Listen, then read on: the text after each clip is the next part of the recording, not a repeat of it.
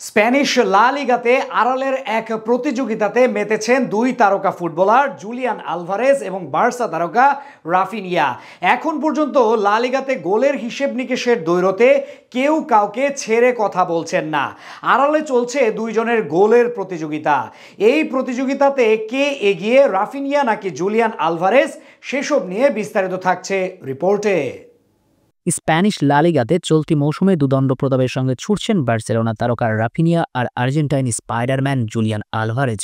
নিজ নিজ ক্লাবের হয়ে দুজন যথারীতি স্কাই ফ্লাইং করছেন। অবশ্য অনেকের মতে অনেকটাই এগিয়ে এই দুজনের মাঝে বার্সা তারকা রাফিনাই, কিন্তু বিচার বিশ্লেষণ কিংবা পরিস্থিতির হিসেব আমলে নিলে পাল্টিয়ে যেতে পারে অনেক কিছুই। রাফিনার চেয়ে কিছুটা এগিয়ে থাকতে পারেন আর্জেন্টাইন স্পাইডারম্যান জুলিয়ান আলভারেজ। চলুন কিভাবে সেটাই দেখে নেওয়া যায়। চলতি মৌসুমে স্প্যানিশ লা লিগাতে আলভারেজের পা থেকে এসেছে 14টি গোল, প্রক্ষান্তরে রাফিনিয়ার পা থেকে এসেছে 13টি গোল, অর্থাৎ লা লিগাতে এক গোলের লিডেই আছেন আলভারেজ। এখন প্রশ্ন জাগতেই পারে, আলভারেজ সেন্ট্রাল ফরওয়ার্ড, রাফিনা প্রায় সময় লেফট উইংয়ে খেলেছেন, তাই আলভারেজ গোলের দিক থেকে এগিয়ে থাকতেই পারেন। এমন ধারণা পোষণ করলেও আপনি কিছুটা ফুলের মাঝে আছেন, কেননা আলভারেজ এই মৌসুমে অ্যাটলেটিকো মাদ্রিদের জার্সিতে শুধু সেন্ট্রাল ফরওয়ার্ড হিসেবেই খেলেননি, বরং তিনটি ভিন্ন ভিন্ন পজিশনে খেলেছেন। রাইট উইঙ্গার, লেফট উইঙ্গার হিসেবেও পারফর্ম করতে দেখা গিয়েছে এই তারকা ফুটবলারকে।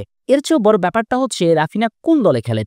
বার্সেলোনাতে, যে দলটা ফিরে পেতে চলেছে নিজেদের পুরনো জৌলুস গাভি পেদ্রিদের মতো তারুণ্য নির্ভর দলটা সোনালী দিনগুলো হাতছানি দিয়ে ডাকছে। আর এই দলের সবচেয়ে বড় ভালো দিকটা হচ্ছে দল যতবার বিপদে পড়ে যায় তখনই বার্সা তারকা লামিন ইয়ামাল ছোট্ট মুহূর্ত রচনা করে মুভমেন্ট এনে দেন বার্সেলোনাকে, তাতেই স্পেস পেয়ে যায় রাফিনিয়া লেভারা। উদাহরণস্বরূপ শেষ এল ক্লাসিকোর কথাই বলা যাক। বার্সেলোনা প্রথমে মাদ্রিদের কাছে গোল খেয়ে ম্যাচ থেকে অনেকটাই ছিটকে গিয়েছিল। একতরফা ফুটবল খেলারই ইঙ্গিত দিচ্ছিল ভিনিসিয়াস এমবাপ্পেরা। রাফিনিয়া লেভারা নিজেদের হারিয়ে খুঁজছিলেন মাঠে, কিন্তু সেই ম্যাচে আমরা কি দেখেছি? ছোট্ট একটা জাদুকরী মুহূর্ত তৈরি করলো লামিন ইয়ামাল, তাতেই সমতায় ফিরল বার্সা। এরপর মাদ্রিদের জালে গোল উৎসব শুরু করলো কাতালান ক্লাবটা।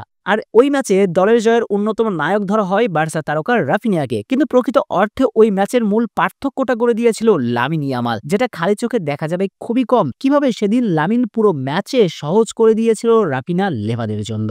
কিন্তু মুদ্রার ওপারে অ্যাটলেটিকো মাদ্রিদের জার্সিতে জুলিয়ান আলভারেজের লড়াইটা একাল কখনোই সঙ্গে পান না লামিন ইয়ামালের মতো সতীর্থদের, বরং দল বিপদে পড়লে তাকেই আসতে হয় স্ট্রাইকে। এই যেমন সান্তিয়াগো বার্নাবিউর মাদ্রিদ ডার্বির কথা নিশ্চয়ই মনে আছে। ম্যাচের শুরুতে রদ্রির গোলে এগিয়ে গিয়েছিল মাদ্রিদ, এরপর ম্যাচে স্ট্রাইকে এসেছিলেন কে? স্পাইডারম্যান। একক প্রচেষ্টায় দুর্দান্ত এক গোল করে অ্যাটলেটিকোকে ফিরিয়েছিলেন ম্যাচে, একাই দিশেহারা করে তুলেছিল মাদ্রিদ দুর্গকে। এছাড়াও অ্যাটলেটিকো মাদ্রিদ বস ডিয়েগো সিমোয়েনে মূলত খেলেন একেবারে ডিফেন্সিভ স্ট্র্যাটেজিতে। এক গোলের লিডে আসলেই পুরোপুরি বাস পার্কিং এ চলে যায় তারা, কিন্তু হ্যান্সি ফ্লিক তার উল্টো স্ট্র্যাটেজিতে বার্সাকে খেলাচ্ছেন। আর এমন আক্রমণাত্মক দলে খেলেও যখন রাফিনিয়ার পা থেকে লা লিগাতে এসেছে 13টি গোল, তখন আলভারেজ করেছেন 14টি গোল। তাই এসব পরিস্থিতি আমলে নিলে অনেকটাই এগিয়ে জুলিয়ান আলভারেজ।